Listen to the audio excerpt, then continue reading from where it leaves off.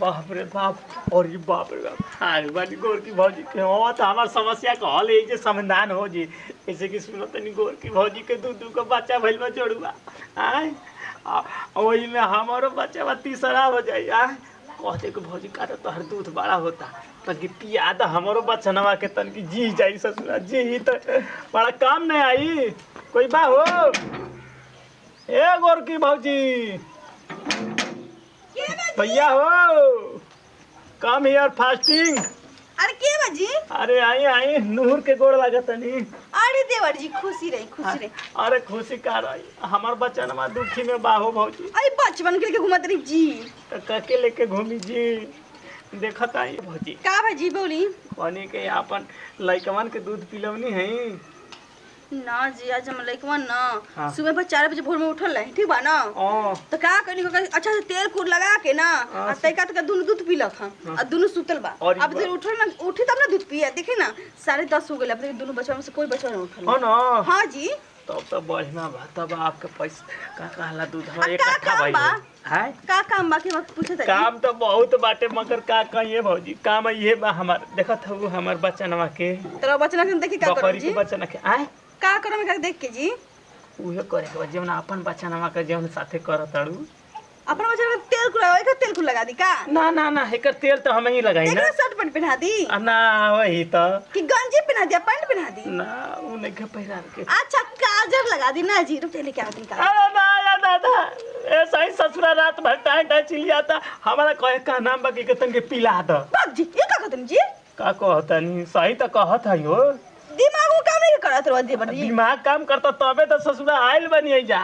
भौजी के का तो जोड़ा बच्चा मिल बा दूध ना पियल जाला बकरी के का बात कहत है जाय गांव जमा में हो ना केहू के बकरी तो का पिला दिन जाई नहीं ससुरा कौनो गांव में घूम के चल गईली कोनो देते नहीं कह सकत सही नहीं के हमर बकरी के होता कसु आई हो दादा सब के देखत नहीं बकरी के सारा के बकरी बच्चा देले बा केहू के 5 गो केहू के 3 गो केहू के 2 गो अब तक पता नहीं केहू के बकरी के बच्चा दूध नहीं खे हां ए बाबूजी का हां मोल बकरिया के बचनवा के दूधवा हुआ ना हां मोल बेचा ना जाता का हां आई हो दादा बकरी के दूध बेचता जी हां हो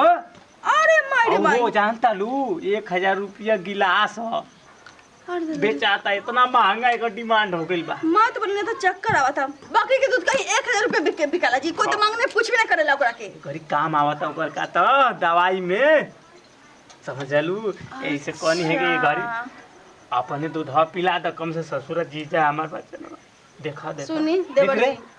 जी सुनी ना 1000 रुपए देवे चाहे 2000 रुपए किलो देवे ठीक बना खरीद के ले 1000 रुपए बकरी के पिया दी हम इंसान है ठीक बना बकरी नहीं कि हम बकरी के बच्चा के दूध पिला ठीक बजाई ए भौजी कैसे कह तू देवरा के दिलवा तोड़त हो आय हो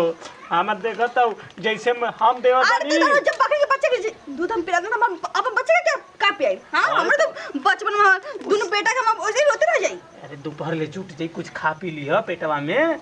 एक पिया तो बेचारा टाटा चिल्लाता देखी देवर जी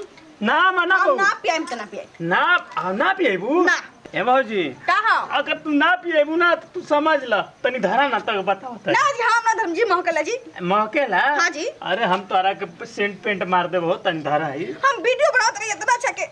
ते यही पे बना लिया वीडियो एक तो मोना पति से तंग बानी ऊपर से कोरोना से तंग हो गई अरे तंग मत हो कवा हिला है तनी धरा अरे घोड़वा पे गिरता नहीं भौजी हम तार गोड़ पे गिरता नहीं क्या हमार बकरी के लाज रख लिया बचना के लाज एक हाँ मार जाई तो ससुरा हमारा पक्का पर चढ़ के सारा लतिया में आवे लगी तब आवे लगी घेलवा के पियला बिना मुंह आता से गोड़ पे गिरे ए तो बजे से बात कर ठीक बना हम बिल्कुल पसंद नहीं के ठीक बना लेके जाई ना ना ना ना अब तोरा कोरा में गइल बा त पिए के आवे के चाहिए हमरा के समझ ला ना पी के आई ससुरा ते ही जे रह जाई बिना खइले न पियले ऐसे ही तीनों भर समझ लो रो देवर जी मतलब दूध फसाने में समझ नहीं के हम का करी एकरा पिया देम तब बच्चा लोग के दूध ना पिलाई हमरा समझ नहीं के दिमाग में कोई काम नहीं करत हम का करी काम करत है खाली बस खाली एगो ढाक के पिला दे एगो पिला दे एगो छोड़ दिया बचवन के अब गोदी में जी बोलते को रोता ही नहीं कहते चिल्लाते जी ओकरा के हम पता चलता कि दूध के जरिया गेल बानी ये से चुप लगाई पिलाता भग जाए ना देवर जी सुबह के हम कर जरूरत ले जाई जी कहां ले जाइयो ससुरा गांव में कहते हैं ले जाई त झुटिया के हम ले जाके पिया दा हो भग जाई मन ना मनम ना नहीं ठीक है बात अब पियाइए देते हैं। रात भर जागल बानी हम ना कि तू जागल बा आए हो। माने दूध का बच्चा हमरा पास में नहीं क्या का? अरे तो तीसरा समझ के पिया दिया। हम बकरी के बचपन के कहाँ हो जाई। इंसान के बचपन में तो थोड़ा बहुत पियाइए देती। और इंसान से ज्यादा जानवर ज्यादा प्यारा होला हो। ए भौजी का है भौजी मुझे काला डॉट लगले बानी। देखी काम हम देखी देखी भाग जाता देखी बकरी जी। पकड़ जैसे बचनवा तो नहीं मारे यार लात मारला से सही मारत है यो। जाई यहाँ से जाई हम अरे जाए में तो देखम का आँख फाड़ के का हो जाई तनी मैंने देख ले छीनाते बोल रहे हैं लिया ना हमें के पता ना हम इनका एक जब का पिया तुम तो मैं बच्चा लोग की का पिया मुझे सोच में डूबर वाली अरे बाप रे बाप सच में बड़ा मजा आवत ना पिए में ये बचपन से हमार लड़का से तो ये अच्छे पिए तो बकरिया के बचवा दूध ना ये दादा हम कहते डांटत रही बड़ा मजा आवत ऐसे ना पूरा ना छाती कनकनात रहे बच्चा से दूध ना पीले रहे था अब कितना हल्का लगता ना। अरे बाप रे हाय बहुत आनंद मिला। ए पतैया दूरे पे का करतली रे हां भाई बचानवा के लेके का करता हूँ बाबूजी कैसे कोही के दूध पियावत रही बाबूजी इधर ढील है तो नहीं है तू बाबूजी। ढील है तो ले कि मां जैसे लड़का पियाव जाला वैसे तो हम साथ के सीना में कर के मार अरे रे रे रे रे दूध सना गइल वाली कारे पतो ये तोरा के समझ में आवत है कि बकरी के बच्चा के दूध पियाव जाला रे दूगो ऐसे ही भइल बारस ए भौजी पिया दलू हाँ अपन दूध हा ना हम कर साला कहीं का हो ई बचना के लिया के दूध पियाव तले ऐसे हमर नाती के दूध पिए के पूरा ऐसे ही पातर दुबर भइल बारस दूगो एक कैली हो गिल बारस हो गइल व्यवस्था बढ़िया त बा इहो तीसरा समझ के नाती समझ के पी ले बा। एगो बात कही का? ऐसे ही पातर सुतर हो जस तो जल्दी जवान ना होय सा अरे तहरा जवानी में आग लागो तो के जवान कइले बिना कौन जरूरत है भौजी पी ले ना। तोरा समझ में आवता कि अपन लड़का के पियावे के त बकर के बच्चा के दूध पिया तले बाबूजी का एका माई नहीं करे त न पीनिया तू ही माई बन गइल हो त का करे अपन बच्चे के जैसे सबके बच्चे के दुख समझे के चाहिए ना। दे भौजी अरे रे रे रे हमारा खानदान में सही हमार नाती पोता पूरा लगा था कि एक टिटी हो जैसा हैं रुका दा भौजी बचनवा दा। ए एगो बात कही अरे एगो का बाद में कहे चार गो सुना ना कहो संजोग ले ले आई रहे दही जमा हैं हां ना नीक ना लागले दिनवा में कर संगवा रही ना दिनवा में लेकर रही ना हम ए तिरबावना हां एकर माई जब मरिए गइल बिया हां तो समझ कि अब ओरी टुअर ना हो गइल बिया हां हैं हां तेसर बात है कि अब जब ले ना बढ़िया से पोढ़ ना हो जाई तब ले जवान ना हो जाई तब ले दूध हमर पोतो एक पियाई करेंगे हां ई बात बा हां ओकर बाद तू लेके चल जी ए दर्जी ए जो रहे दी ना हां ए जो रहे दी ऐसे रह दे हां काहे भौजी दिनवा में कैसे लेकर आवे के संगे मन साइन रहेला ए तिरबावना काहो ये सही एकर माई मर गई हां ई त बचनवा टुअर हो गइल बाटे हां तो ऐसा बात बा कि जब ले जवान ना हो जाई जब ले पोढ़ ना हो जाई वो तो ये समझो कि दूध पियाई ए बाबूजी ये का कहत नहीं का कहते सही त कहता नहीं हां हम दूध के बच्चा में तो दूध को पिलाई की का बकरी के बच्चा को दूध पिलाई। देखो बात सुन ला कि अबे अपना मोटका लइकवा के सही कह देम ना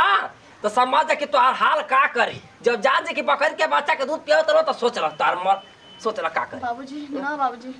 उनका सम्मान ना खाएं बाबूजी। हां समझ में आ गेल तो जौन कहते तौन का ऐसे भी हाथ उनको एक दूध 3-3 केजी के एक थापा मारे त ओई में लंबा हो जाए हम एक के दूध खा जेबू ए भौजी छोड़ा जाए रहता हो हमें अरे तिरभावना सारू कहतन कि आज के बाद कहतन कि कोनो सामान ना देबा ना आज के बाद कोनो को मैं गांव में कह दे कि एकर बचाना के दूध मत दिया सा समझ कि मर जाई ए त हम तमाम न जाई हम सुती न संगवा में लेके के तू एकर भलाई चाहत ले कि बुराई चाहत ले बता हम भलाई चाहते मगर ये एक घर छोड़ दे मगर ई चलिए ना हमारे साथे मार के जौन कहतन कि अब ये बचना रही 1 महीना खातिर छोड़ दे मन कहिता आवा जात रही कोनो बात ना है ठीक बा भौजी हम आवत का करे हम तो बीच में बनने ने के नोने के अब का करबो बैंड बजन बाज हम आए हम रह के साथ हां हां हां हां जा ससुर के नाती आए आइला हमारा पतो के दूध पिया बकरी के बचना के हमारा नाती के तो ऐसा ही दूध नहीं खा सकता है ना दे हम पियाई बे बाबूजी ना पियाए रोरो दूध होखेला बाबूजी ये बाबूजी हमरा तो पते नहीं कि जेंट्स के भी दूध होखेला बड़ा एकर बहुत बाबूजी देखिए से त कोई सकी हां इतना दे दे ए बाबूजी बाबूजी रोरो दूध होखेला हां दूध होखेला ससुर के नाती जितना तेज बनता तो हमहू ओकरा से 400 तेजे हई ऐसे कि हमर पुराना का दिमाग है ई साला में नया नछटुआ मास्टर के दिमाग का रे तो काहे खातिर लेनी है बाबूजी गोदी में से के जानतली एकरा के 9 2 11 करे वाला बानी 9 2 11 ए सही पैसा वैसा देते रहे कि ना देता तोर मारा खैनी खाए के कभी मन करता कि तनकी जाके जिलेबी खा ले ए सही तरसा तरी एक नुआ मार्केटिंग में हां ले जाके बेच दे आई हो दादा ए दादा बाबूजी पागल बनी का एक का दिन दूसरे धर्म पर अन्ना जना करावे के चाहिए एगो बात कही ए सही सरवा पागल रोज रोज लिया के तोरा कह के ए भजिला पियाव तो मैं गांव घर जान जैसे तो इतना मजा लिया सहुड़ चुड़का नियान तो समझ के पुड़का बन जाए एगो गोरी बात हम कहत नहीं कि आयु पूछी त कह कि हम खिलावत नहीं आ चल गनी घर में के 9 2 11 के और क्या हेरा गए ठीक बा ई बात बंद बतैया ना त लइका से कह त मारी फड़ सिका के लगबो चूड़ा नियन ठीक हो जाते ना हां चलो सोन परी तो केनुआ मेला घुमा दे जिलेबी खियाई हां चला आई हो दादा अब हमरा का होई कोई बात नहीं कि हां बच्चा के देखा तनी उठल बा कि सुतल बा